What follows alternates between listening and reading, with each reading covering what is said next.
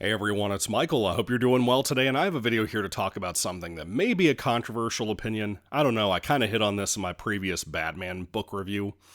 I've been thinking about this a lot. I have a lot of backlog stuff I've been watching through over the last couple of years. I've made videos on a lot of those things, and a lot of what's left are TV shows, and I'm kind of jumping in and out of series and whatnot. Older TV shows, probably leading up to like the 2000s with cartoons and stuff. Now that I have Disney Plus, I'm watching some newer stuff like Star Wars, Ahsoka, that I hadn't seen before.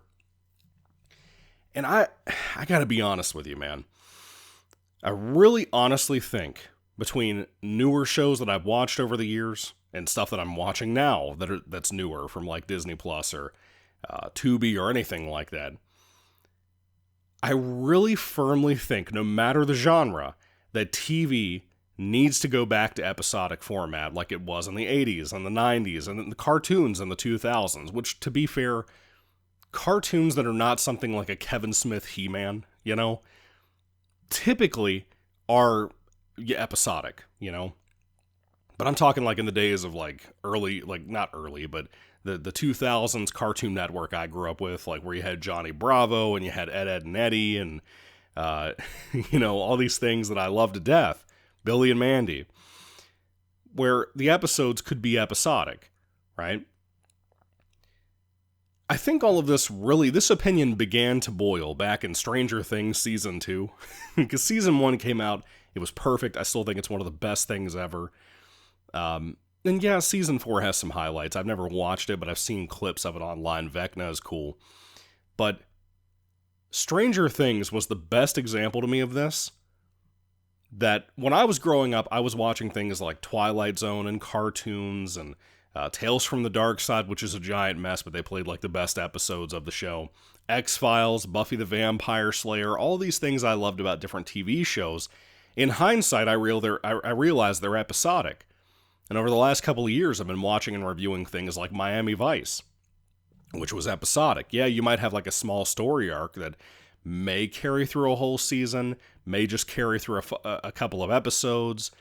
But typically, because of back then you couldn't record TV or, have streaming like we have now, essentially everybody could just turn the TV on, just like you can right now with Criminal Minds or Law & Order SVU or something, where you can just turn on the TV, the show's on, and you don't have to know anything. You can just go into it and it's an episode that you probably haven't seen before because there's so many of them, or one that you haven't seen in a long time. And that surprise can be kind of fun. But you don't have to know a bunch of lore and whatever. That's the appeal to things like these shows that I don't even watch. Things like, from what I understand, Blue Bloods. It wasn't something like Stranger Things, where Season 2... clearly, they did not have an outline for what they were going to do. Not only with that season, but with any kind of continuation after Season 1. They perfected Season 1 so good and made it such a tight story that I told my mom back then, I was like, there's no way that they could make any future seasons be as good as that first season. And I was right. In hindsight, seeing what happened with the finale and everything, I was right about that. And to be fair with episodic TV, if you have the wrong showrunners, the show will be ruined. Miami Vice was a great example of that. So I'm not saying it's the perfect end-all be-all solution. And obviously you have a show every once in a while like Breaking Bad, which is the super rare occasion of something that typically holds its quality from beginning to end. But how many Breaking Bads do you know? How many Sons of Anarchy do you know, where like it starts off great, and after a few seasons, it crashes and burns? The Shield did this back in the day. Have you ever seen The Shield? Not Agents of Shield. The Shield, the FX show. Season, I want to say 5, when Glenn Close comes into the show. I quit. I couldn't take it anymore. I don't even like Glenn Close. And it killed the show. It made it so bad I couldn't take it. But again, with episodic TV, you can just jump into anything, cartoons, live action, whatever, and you don't have to know shit. As long as you saw like the pilot, or maybe the beginning and ending of a season, like the finale and the intro to the new season, you probably are pretty good. Then you have shows that are comedies, for example, like Two Broke Girls, or a classic that I love and grew up on, Three's Company. You don't have to know the lore. And to be fair, with Three's Company, they change up roommates and stuff every once in a while. Once Chrissy is gone, then you have like that terrible-ass cousin I can't stand. Yeah, they'll switch up a thing here and there, but you really don't need it for the circumstances and the jokes and everything to land on Three's Company.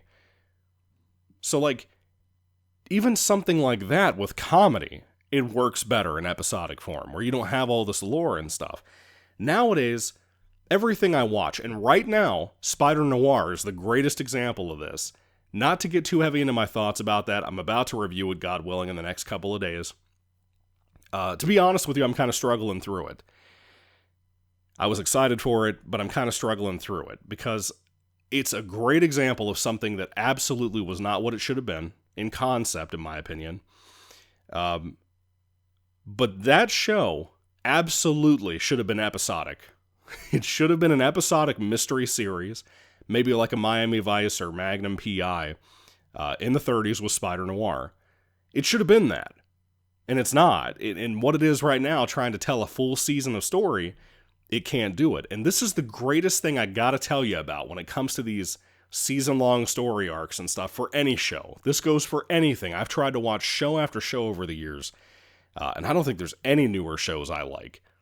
And it kind of, I liked the Arrowverse for a while, and then that just shockingly crashed and burned because of a lot of reasons. Politics, culture, the change up with Jeff Johns being removed, and it feels like that whole universe collapsed and kind of killed TV for me. It seemed like there was no plan most of the time. And you'd have like a great first couple of seasons or a great first season when it comes to something like The Flash. And then like every other year you'd have a good season, but you'd also have that year every other year that would totally suck balls and would be terrible. That was impossible to make it through. You know what I mean? But what the real horrific thing is here, like, yeah, there's a formula to things like Criminal Minds and Law and Order and all that, but there's a reason those have still been on over the years. It ain't the writing, it's that it has a formula that works, and you don't have to know a bunch of lore to come into the show and appreciate it and have a good time. You can be brand new to the franchise, for a show like that, or like Grey's Anatomy, that I think is still on to this fucking day. But this is the thing. These season-long arcs, like with the Arrowverse after a while, the writers in the room do not have the talent to be able to tell those kinds of stories. Now, hear me out. I love books. I gave up on novels. And maybe I'll read the occasional indie horror book, or something like Goosebumps, obviously, but that's for kids. I'm talking about regular novels for this example. It is so clear nowadays, if you read a modern novel of any genre, it can be romance, I've read some of that, it can be fantasy, I refuse to read that, it could be horror, my personal favorite. There is so much filler in those books that it's shocking to me. You will have pages of descriptions, especially in Stephen King, who's always had this issue of diarrhea of the fingertips.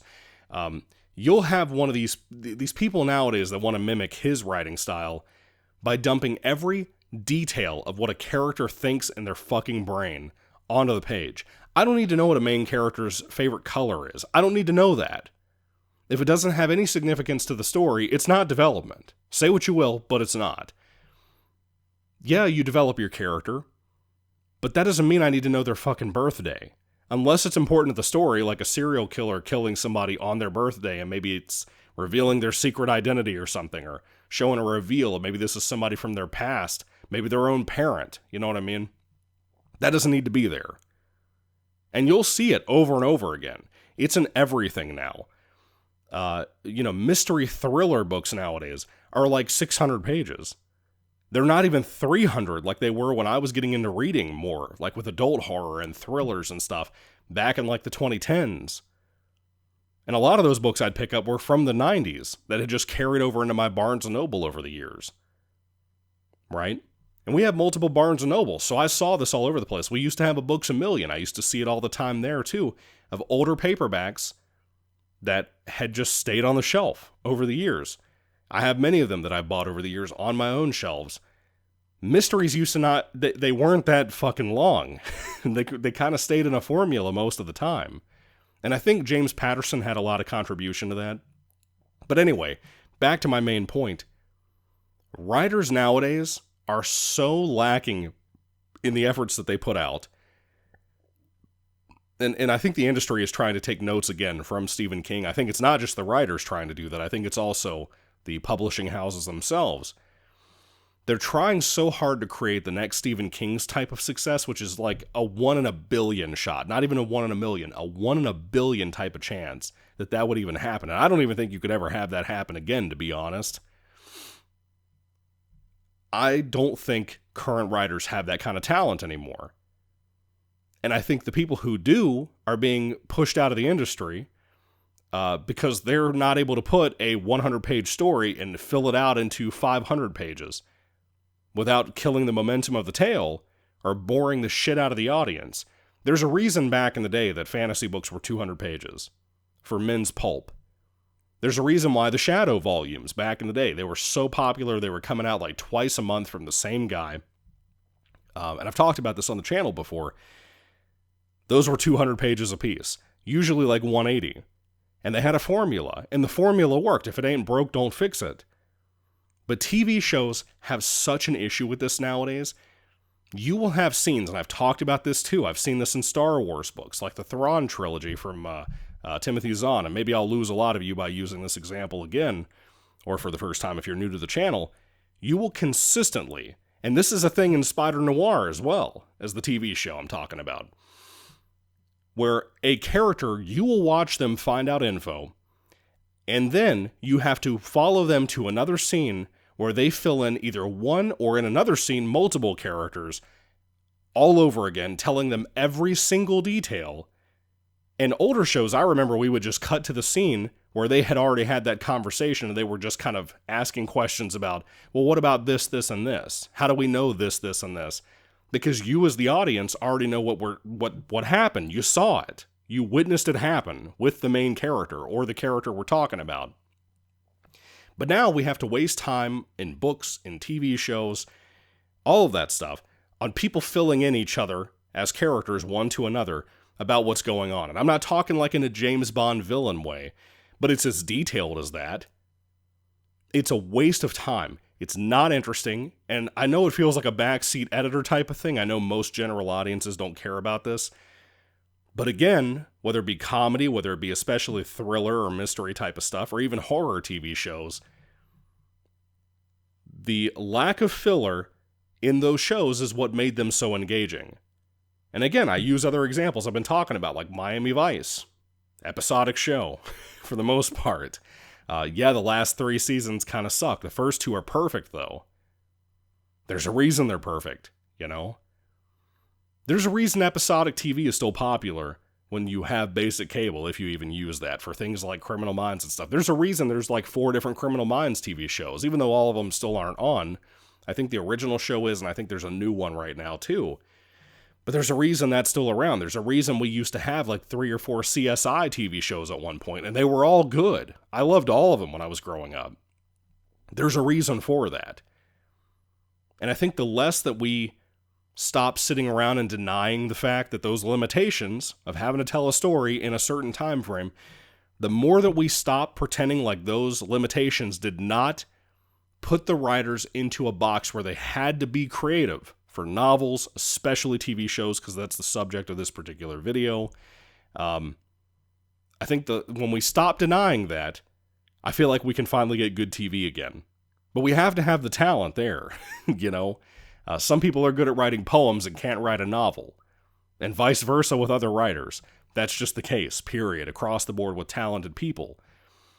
But we need to understand that. We need to stop pretending like that's not an issue, you know? So anyway, that's my general point. I would love to hear if you guys agree or disagree down in the comments section. I'm sorry it's such a kind of sporadic, all over the place video, but what's new with my channel? I just think it's something that people don't talk about enough, and I don't know if people recognize it enough, how big of an issue this is. Because again, like with Spider-Noir, it's not even that it's a bad show, I just feel like it's wasting so much time. This 8-episode long season, and I say this with all kinds of seasons, like Stranger Things and stuff, in this particular case with Spider-Man Noir, it is 8 episodes long for this first season. It could probably be 4 or 5. Because of all of the time spent on reinforming other characters about something we as the audience have already sat through. Or doing something similar that we've already done in the show. But I won't get into all of that. That's a newer show. I don't want to ruin it for you. But let me know your thoughts down below. Give me some other examples of shows that are either to my point or against my point. I'd love to have those discussions down below. I think it's important. I think all of us should have these conversations, man. If we truly care about movies and shows and want them to be fixed and saved, this is the way to do it, to have these kind of conversations that hopefully get out there into the sphere of the culture and have people thinking. You never know who's going to hear the videos or read the comments or whatever and eventually get back to someone who's important that could help fix these problems. So anyway, thank you all for watching, guys. God bless you all. Catch you later, and goodbye.